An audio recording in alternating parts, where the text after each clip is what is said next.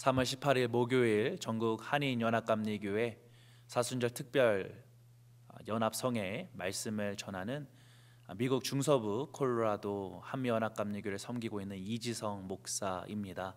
한국으로 치면 한라산 꼭대기 높이에서 신앙생활 하면서요, 고산지대 속에서 어떤 분들은 하나님과 가장 가까이 맞닿아 있다라고 표현하시는 분들도 계십니다.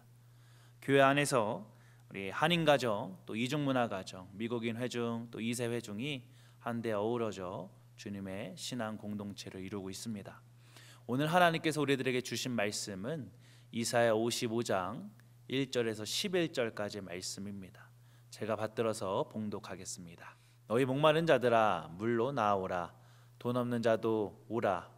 너희는 와서 사 먹되 돈 없이 값없이 와서 포도주와 젖을 사라.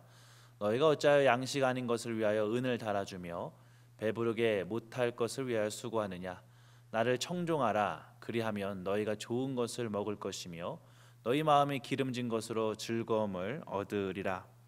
너희는 귀를 기울이고 내게로 나와서 들으라. 그리하면 너희 영혼이 살리라. 내가 너희에게 영원한 언약을 세우리니 곧 다윗에게 허락한 확실한 은혜니라. 내가 그를 만민에게 증거로 세웠고 만민의 인도자와 명령자를 삼았었나니 내가 알지 못하는 나라를 부를 것이며 너를 알지 못하는 나라가 내게 달려올 것은 나 여호와 내 하나님 곧 이스라엘의 거룩한 자를 인함이니라. 내가 너를 영화롭게 하였느니라. 너희는 여호와를 만날 만한 때에 찾으라. 가까이 계실 때에 그를 부르라. 악인은 그 길을, 불의한 자는 그 생각을 버리고 여호와께로 돌아오라. 그리하면 그가 긍휼히 여기시리라. 우리 하나님께로 나아오라. 그가 널리 용서하시리라. 여호와의 말씀에 내 생각은 너희 생각과 다르며 내 길은 너희 길과 달라서 하늘이 땅보다 높음같이 내 길은 너희 길보다 높으며 내 생각은 너희 생각보다 높으니라. 비와 눈이 하늘에서 내려서는 다시 그리로 가지 않고 토지를 적시어서 싹이 나게 하며 열매가 맺게 하여 파종하는 자에게 종자를 주며 먹는 자에게 양식을 줌과 같이 내 입에서 나가는 말도 헛되이 내게로 돌아오지 아니하고 나의 뜻을 이루며 나의 명하여 보낸 일에 형통하리라. 하나님의 말씀입니다.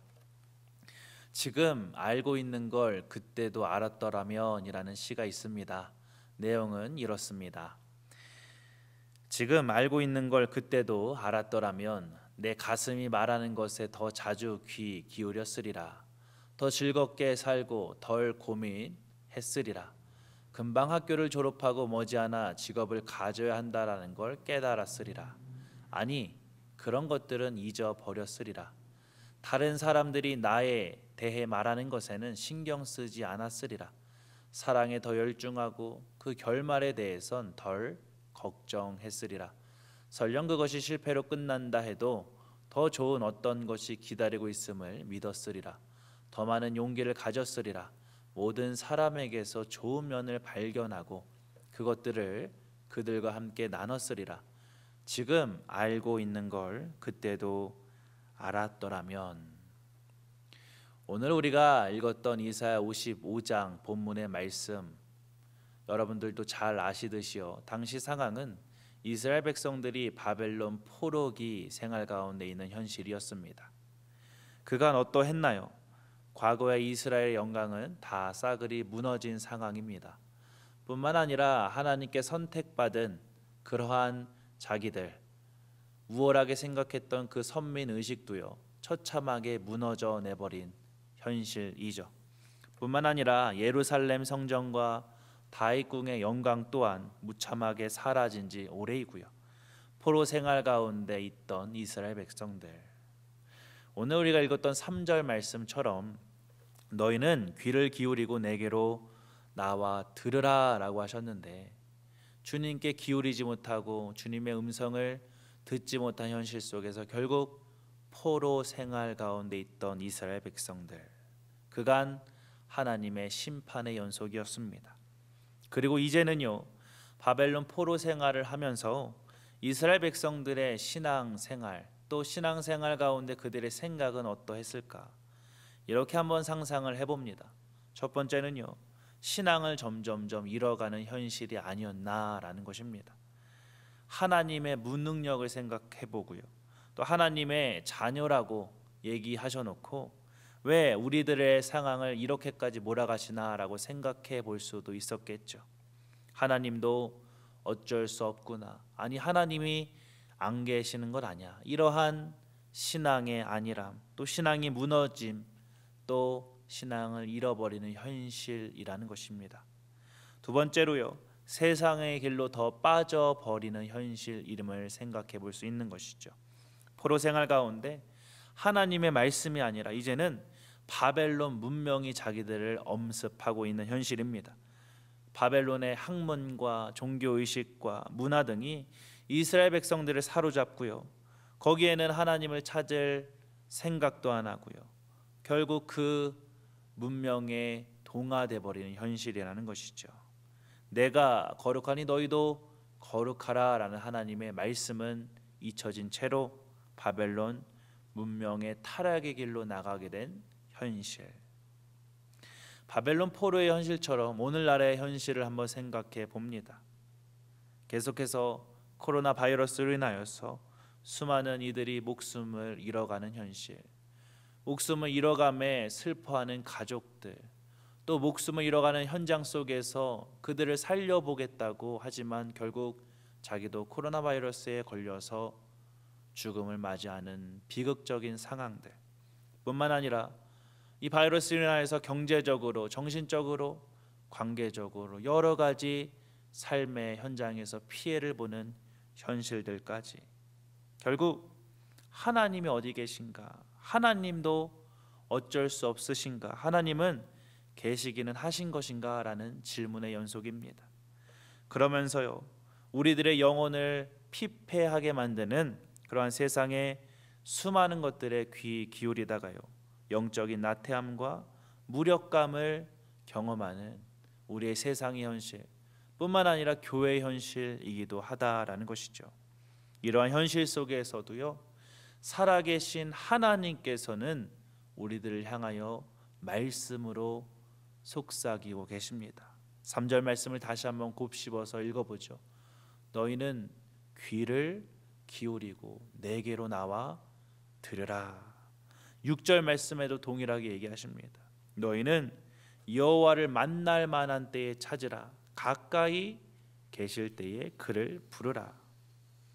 왜 주님께 귀 기울이고요, 주님께 나가서 주님을 찾고 주님을 불러야 하는가?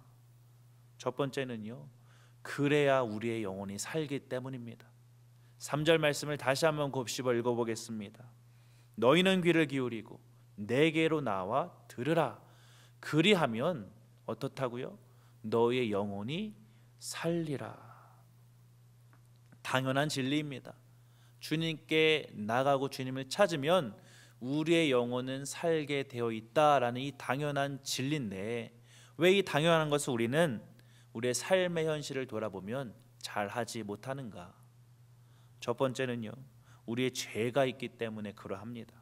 우리 마음에 또 우리의 삶 가운데 죄가 있으면 절대로 주님께 나가고 주님을 찾고 싶은 마음이 안 듭니다. 죄의 본성에 이끌리게 되어 있습니다. 뿐만 아니라 그것이 더 심각해지면 죄에서 무감각해지고 죄에 대해서 무뎌지는 현실을 경험하는 것이죠. 목회자들도 예외가 아닙니다. 제가요, 한국에서 신학교를 졸업하고 그 졸업 예배 때 오셨던 강사 목사님이 한국 감리교회에서 존경받게 목회하시고 이제 목회를 마무리하시면서 이제는 신학교에서 공부를 끝내고 또 교회 현장 속에서 주님의 귀한 사역을 감당하는 햇병아리 같은 목회자들에게 이렇게 당부를 하십니다. 여러분들, 목회에서 성공하는 방법 딱 3가지만 명심하면 됩니다. 아니, 목회를 성공한다라고 하시니까 저도 귀가 쫑긋해서 들어봤습니다. 3가지를 말씀하시는데 그것은 3가지를 조심하라는 겁니다. 목회자로서 첫 번째, 돈을 조심하고, 두 번째는 여자를 조심하고, 세 번째는 나이가 들수록 권력을 조심해라. 이 3가지만 조심하면 목회에서 성공한다라는 거예요. 그런데 참 아이러니하지 않습니까? 목회 주님의 일을 하는 것, 선한 일을 하는 것이고 아름다운 일을 하는 것인데 반대로 늘 그러한 돈의 유혹, 여자의 유혹, 권력의 유혹이 도사리고 있다. 죄의 유혹이 가장 아름다운 곳에 함께 있다라는 것이죠. 절대로 목회자들도 예외가 아니라는 것을 생각해 보게 되는 것입니다. 또 죄를 지으면요, 누구든지 죄책감에 주님께 나가기가 죄송합니다. 주님께 나가기가 싫어집니다. 주님을 찾고 싶고 부르고 싶지 않은 것입니다. 그러나 죄는 분명하게 얘기를 합니다. 이사야 59장 2절 말씀에 오직 너희 죄악이 너희와 너희 하나님 사이를 갈라놓았다. 두 번째 우리가 생각해 볼 것은요, 주님께 기울이고 주님께 나아가고요, 또 주님을 찾고 부르는 게요, 시간 낭비인 겁니다. 아깝다고 생각하는 것입니다. 세상에 할 게 너무나 많습니다. 너무나 분주합니다. 어떤 분들은 아침에는 운동해야 되고요, 또 아침 운동이 끝나고 나서는 직장 생활을 해야 되고 저녁에 와서는 쉬어야 되고요, 또 일 안 하시는 분들은 어떻습니까? 취미 생활 하는데 바쁩니다. 또 아주 아름다운 손주를 두신 분들께서는 손주들 보시느라 분주하십니다. 저녁에는 피곤합니다. 결국에는 분주하여서 또 시간이 없어서 주님께 나아가는 것을 소홀히 한다라는 것이죠. 이 말씀을 전하지만 저라고 자유로울까요? 저희 어머니가 늘상 잔소리처럼 하시는 얘기가, 네가 목회를 하면서 꼭 최소한 하루에 3시간을 기도해야 된다라는 말씀을 잔소리같이 하세요. 참 귀한 말씀인데요, 그렇게 얘기를 하셔서 또 더 나아가서 얘기하시기를, 네가 하루에 그렇게 기도해야 먼저는 네 영혼이 사는 것이고 내 주위에 있는 영혼이 살고 또 네가 섬기는 교회가 사는 길이다라는 말씀을 하십니다. 그런데요, 솔직히 그 귀한 말씀을 제가 제 마음에 손을 올리고 생각해 보면 늘상 저희 어머니의 마음을 기쁘시게 해드린 적이 얼마나 됐나, 참 부끄럽기 짝이 없습니다. 왜냐, 아이러니하게도 핑계대는 겁니다. 목회하는 것이 바쁘다고 분주하다고 그렇게 보면서요, 제 심연 깊은 곳에서는 기도하는 것, 주님 앞에 나가는 것이 혹여나 시간 아깝다라고 생각하진 않는지, 시간 낭비다라고 생각하는진 아닌 것인지 돌아보게 됩니다. 결국 우리들에게도요, 주님께 기울이고 주님께 나아가고 주님을 찾고 부르는 것, 그럴 시간이 없다, 내 상황에서 어떻게 그렇게 시간이 아깝다, 이런 생각이 있진 않은지 이 아침에 우리의 영적인 상태를 돌아보길 원합니다. 사실 세상에 할 일이 많고요, 다 중요합니다. 돈도 벌어야 할 것이고요, 취미생활도 해야 될 것이고요, 가족생활도 충실히 해야 될 것이고요. 그런데 가장 중요한 것이 있다면 우리의 영혼이 죽어 있지 않은 것이 가장 중요한 것이고, 가장 경계해야 될 것이 있다면 우리의 영혼이 죽어가는 것을 우리가 삶을 살아가면서 경계해야 된다라는 것입니다. 두 번째로 우리가 주님께 귀 기울이고 주님께 나아가야 하는 근본적인 이유는 본문 7절 말씀에 나옵니다. 우리를 긍휼히 여기신 하나님이시기에, 우리를 용서하시는 하나님이시기에 우리는 끊임없이 주님께로 돌아가야 한다라는 것입니다. 교회 권사님 한 분께서 이런 얘기를 하십니다. 저에게 말씀하시면서 우리가 좀 기도를 할 때 우리를 용서해 주십시오, 우리를 주님 긍휼히 여겨 주십시오라는 기도 좀 그만했으면 좋겠다라고 얘기하시는 거예요. 그래서 그 권사님의 의도를 참 들어보니까 하나님 앞에 이왕 예수님 믿는 거, 그리스도인으로서 떳떳하게 죄 안 지면서 좀 살아보면서 주님 저 이렇게 했어요, 잘했죠, 주님께 칭찬을 받는 그러한 삶의 모습을 한번 살아보자라는 그러한 영적인 도전이셨어요. 아니 그 말을 듣는데 저 개인적으로 너무나 풀이 죽었습니다. 그러면서 그 권사님 참 멋지시다라고 생각을 했습니다. 그리고 일주일이 지났습니다. 주일 대표 기도가 그 권사님 기도 순서셨어요.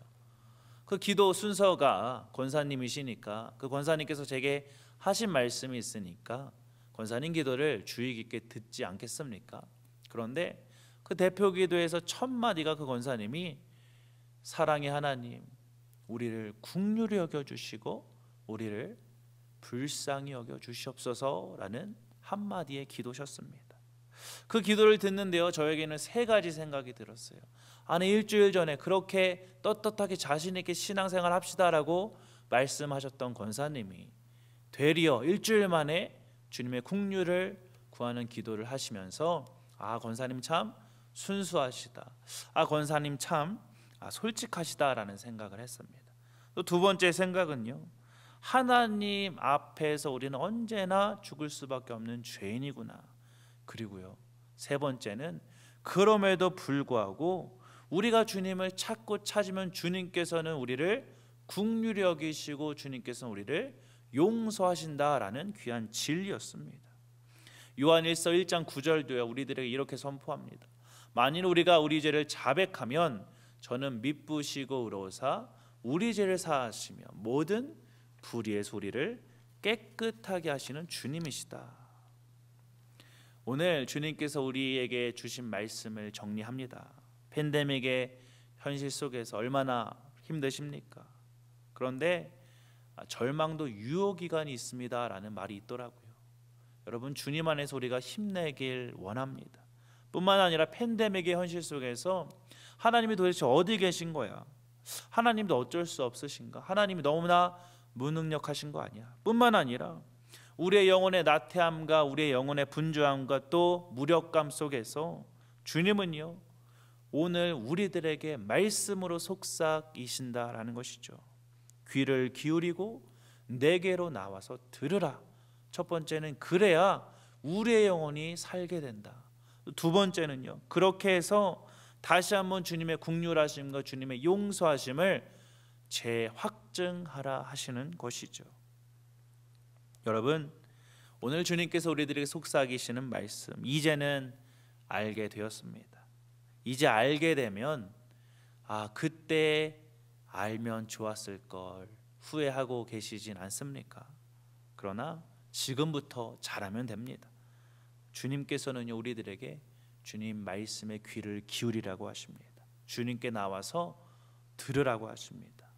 이 귀한 주님의 말씀에 속삭임에 오늘 하루 도전하기는 주님의 말씀이 삶 가운데 실천이 되는 역사가 있기를 주님의 이름으로 간절히